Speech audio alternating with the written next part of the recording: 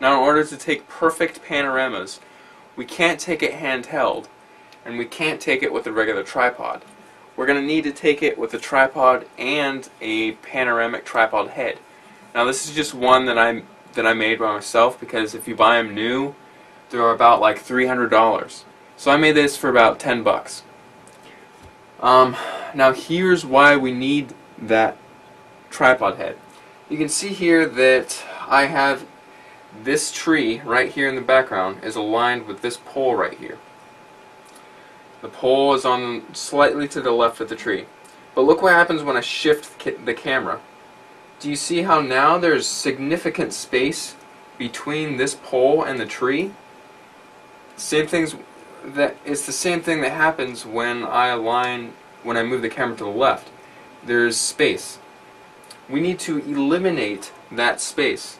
So what we have to do is, instead of rotating our camera around this point on the tripod mount, we need to rotate the camera around the aperture blades that are inside the lens. In order to find this specific point, this is called the no parallax point. It's usually what I do to find the point is I place my lens on a tripod handle just like this, and then I look in the live view mode, and then I test to see where the pole is in correlation to the tree. And now already it's significantly improved. And what you have to do is keep moving your lens back and forth on this pole until you get to the point where there's no shifting between the pole and the tree. They're always aligned no matter what way you turn it. Also, one more thing, you want to make sure you're on the widest angle possible. Always take 360 panoramas with the widest angle lens that you have. So now that you've found the no parallax point on your lens, we need to find a way to have that point be the pivot point. In other words, instead of rotating the camera from the tripod mount right here, we need to rotate it so the camera is being rotated around the lens, which is right here. And to do that, you can buy a panoramic tripod head. They're about 300 bucks, and you can use them for any camera or any lens, because you can readjust the panoramic tripod head to any lens combination that you're using. Or you can make a very simple one for about 10 bucks. And now this tripod head is adjusted for this camera. What I've done is I've basically made an L shape here. So there's a tripod mount right here, so I can screw it on my tripod just like that. And then there's another tripod mount right here. So I can take my camera, mount it on here, loosen up this bolt here, and then just simply screw on my camera just like that. And now my camera is being rotated around the no parallax point that we just discussed. So we can now take perfect panoramas with this thing. So what I would do is place this on my tripod, screw it on there, and then check this out. I can now take perfect panoramas just like so. I can go up and down, and then I can just spin the tilt and shift head to go left and right. So that's that. There's instructions on how to make this panoramic tripod head inside of the ebook, so just look there. Very inexpensive. I would recommend building one if you don't want to pay the $300 to get one brand new. So now that we have this all set up, let's take a panorama inside my house. Before you start shooting, it's always a good idea to place a bubble leveler on the tripod head. This just ensures that it's going to come out perfect. And again, use manual mode. It's always a good idea. Use manual focusing as well.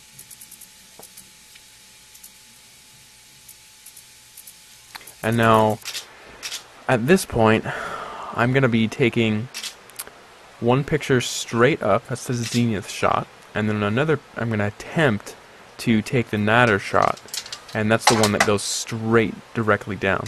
And you can see that those always never come out perfect, but it's always worth trying. Now the zenith shot probably won't work because as you saw, the ceiling was just pure white. So there's no, Hugin can't try to add control points in an area that's just plain white because there's no complexity and there's no detail in any of that. Alright, so here's all the pictures we took, all 42 of them. So I'm just going to drag and drop those and do Hugin and click Align, and it's going to take a few minutes to do its thing. Alright, it's done doing its thing. It's going to give me this error message, but I'm just going to click OK to go past that. And now, even though I took it on the tripod, there's still some unconnected groups. So what I'm going to do is just go through these one by one. So I'm going to start at image 0, start at image 1, and for every image that I see that has no control points, for example this one right here, I'm just going to go in and add them. So I'm going to zoom in to 75%, quickly add some points here on the table.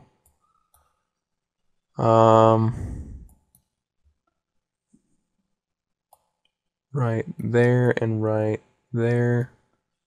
Add another one right here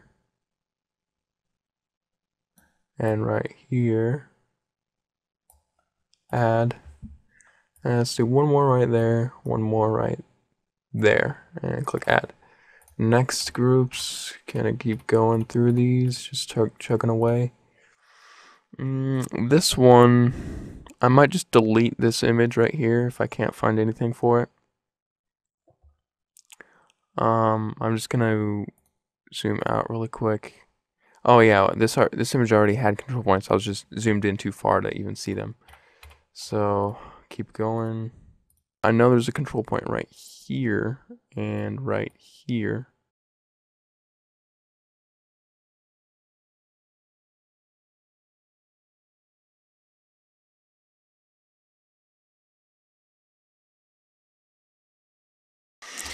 And as you can see here, the last image, the Nader shot, and the first image, it's kind of hard to place control points on these pictures. Oh, actually, there is one right there that I could do. Image 5 or 6, I can both do it. So on the Nader image, I'm just going to add a control point on the bottom of this leg right here of this table. And this table right here. Whoop. And click add. And I'm going to do it again for the corner of the very table and the corner of that very table. Click add. And also, just to make sure, I'm also going to do it on image 5 as well, just to make sure it's all locked in. There. Alright, so in the Nader image, I could not stitch the Nader image to couldn't stitch it to anything because it's just a pure white piece of ceiling. So I'm just going to delete that image. So I'm going to go to images, go down to image 40, and click remove selected images. Now, when I go back into my assistant tab, it's no longer telling me that I have images to connect because I went through one by one and just added control points for every image one after the other that didn't have them. So now I'm going to click align, and it's going to do its thing, and I'll be right back. Alright, here is the fast panorama preview window. It's looking great. I'm going to close out of the fast preview window and go to the preview window just to make sure it's looking all good. I just want to kind of see what it looks like without the seams.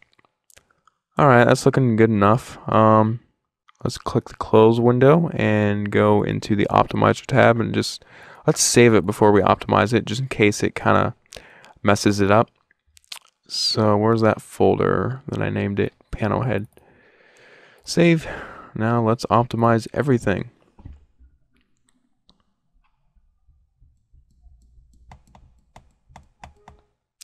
Yes, I want to apply the changes. View the preview window. And okay, it probably did fix up a little bit of different things here and there, so I'm just going to leave it how it is. Click the X and go into the Stitcher and calculate optimal size, make it a JPEG, and I actually want to make sure those crop marks, good, okay. The crop marks aren't there, so I'm happy about that. Okay, so now we're in the Stitcher tab, and we're gonna project it as an equal rectangular. Make it a 360 by 180. Calculate optimal size. Make sure JPEG is selected. And that is looking pretty good. Let's click Stitch now and save it. And now this will take a while, and we'll be right back. Alright, here it is. It's looking pretty good. Let's rotate it. And yeah, it's looking very smooth. I could have sort of refocused my camera to get everything more in focus, but I kind of forgot to do that, so I think it's still looking pretty good though. Let's right click it and open with Photoshop. And you can see that right here on the wall, it kind of messed up a little bit, and it'll always do things like that.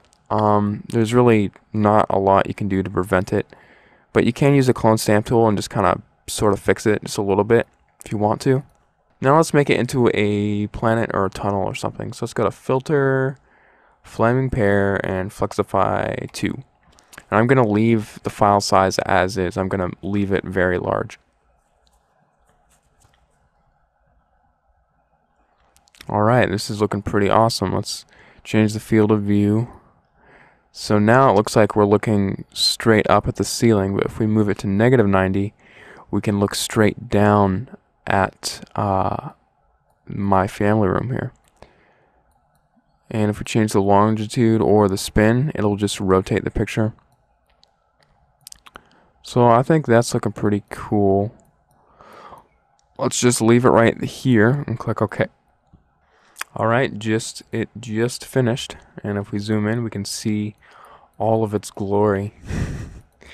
I love these things, they're just so creative.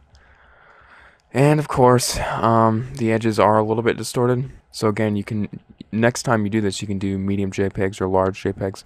So yeah, that's it.